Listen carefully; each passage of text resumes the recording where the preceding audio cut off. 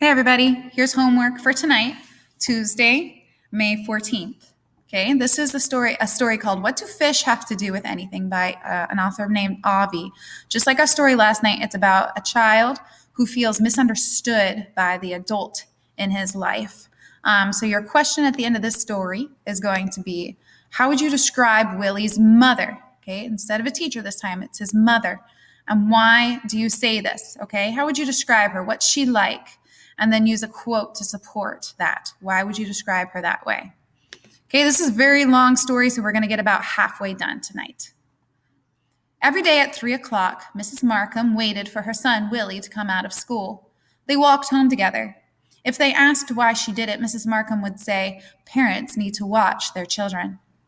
As they left the schoolyard, Mrs. Markham inevitably asked, "How was school?" Willie would begin to talk, then stop. He was never sure if his mother was listening. She seemed preoccupied with her own thoughts. She had been like that ever since his dad had abandoned them 6 months ago. No one knew where he'd gone. Willie had the feeling that his mother was lost, too. It made him feel lonely. One Monday afternoon, as they approached the apartment building where they lived, she suddenly tugged at him. "Don't look that way," she said. "Where?" "At that man over there." Willie stole a look over his shoulder. A man, whom Willie had never seen before, was sitting on a red plastic milk crate near the curb. His matted, streaky gray hair hung like a ragged curtain over his dirty face. His shoes were torn, rough hands lay upon his knees. One hand was palm up. No one seemed to pay him any mind. Willie was certain he had never seen a man so utterly alone. It was as if he were some spat-out piece of chewing gum on the pavement. "What's the matter with him?" Willie asked his mother in a hushed voice. Keeping her eyes straight ahead, Mrs. Markham said, "He's sick." She pulled Willie around. "Don't stare. It's rude." "What kind of sick?" As Mrs. Markham searched for an answer, she began to walk faster. "He's unhappy," she said. "What's he doing?" "Oh, come on, Willie. You know perfectly well. He's begging." "Do you think anyone gave him anything?" "I don't know. Now, come on. Don't look." "Well, why don't you give him anything?" "We don't have anything to spare." When they got home, Mrs. Markham removed a white cardboard box from the refrigerator. It contained pound cake. Using her thumb as a measure, she carefully cut a half-inch piece of cake and gave it to Willie on a clean plate. The plate lay on a plastic mat decorated with images of roses with diamonds like dewdrops. She also gave him a glass of milk and a folded napkin. She moved slowly. Willie said, "Can I have a bigger piece of cake?" Mrs. Markham picked up the cake box and ran a manicured pink fingernail along the nutrition information panel. "A half-inch piece is a portion, and a portion contains the following health requirements. Do you want to hear them?" "No." "It's on the box, so you can believe what it says. Scientists study people, then write these things. If you're smart enough, you could become a scientist. Like this." Mrs. Markham tapped the box. "It pays well." Willie ate his cake and drank the milk. When he was done, he took care to wipe the crumbs off his face as well as to blot the milk mustache with the napkin. His mother liked him to be neat. His mother said, "Now go on and do your homework, carefully. You're in 6th grade, it's important." Willie gathered up his books that lay on the empty third chair. At the kitchen entrance, he paused and looked back at his mother. She was staring sadly at the cake box, but he didn't think she was seeing it. Her unhappiness made him think of the man on the street. "What kind of unhappiness do you think he has?" he suddenly asked. "Who's that?" "That man." Mrs. Markham looked puzzled. "The begging man, the one on the street." "Oh, could be anything," his mother said vaguely. "A person can be unhappy for many reasons." She turned to stare out the window as if an answer might be there. "Is unhappiness a sickness you can cure?" "I wish you wouldn't ask so many questions." "Why?"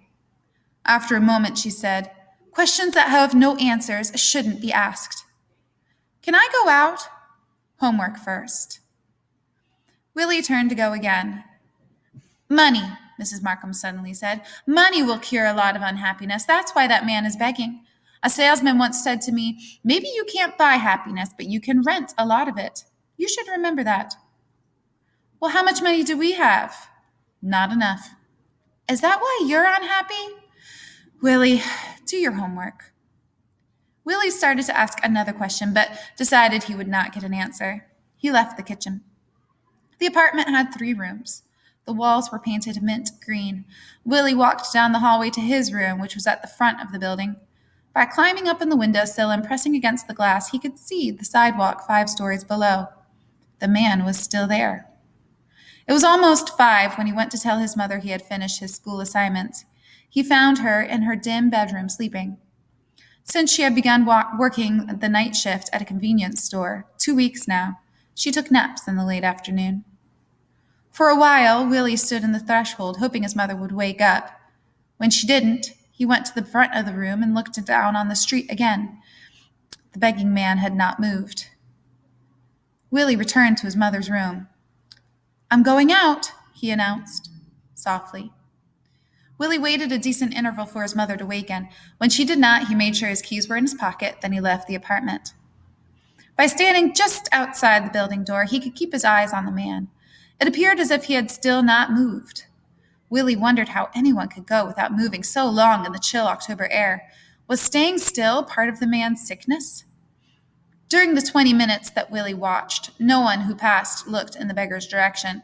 Willie wondered if they even saw the man. Certainly no one put any money into his open hand. A lady leading a dog by a leash went by. The dog strained in the direction of the man sitting on the crate. His tail wagged. The lady pulled the dog away. "Heel," she commanded. The dog, tail between his legs, scampered to the lady's side. Even so, the dog twisted around to look back at the beggar. Willie grinned. The dog had done exactly what Willie had done when his mother told him not to stare. Pressing deep into his pocket, Willie found a nickel. It was warm and slippery. He wondered how much happiness you could rent for a nickel. Squeezing the nickel between his fingers, Willie walked slowly toward the man. When he came before him, he stopped, suddenly nervous. The man, who appeared to be looking at the ground, did not move his eyes. He smelled bad. "Here." Willie stretched forward and dropped the coin into the man's open right hand. "God bless you," the man said hoarsely as he folded his fingers over the coin. His eyes, like high beams on a car, flashed up at Willie, then dropped. Willie waited for a moment, then went back up to his room. From his window, he looked down on the street.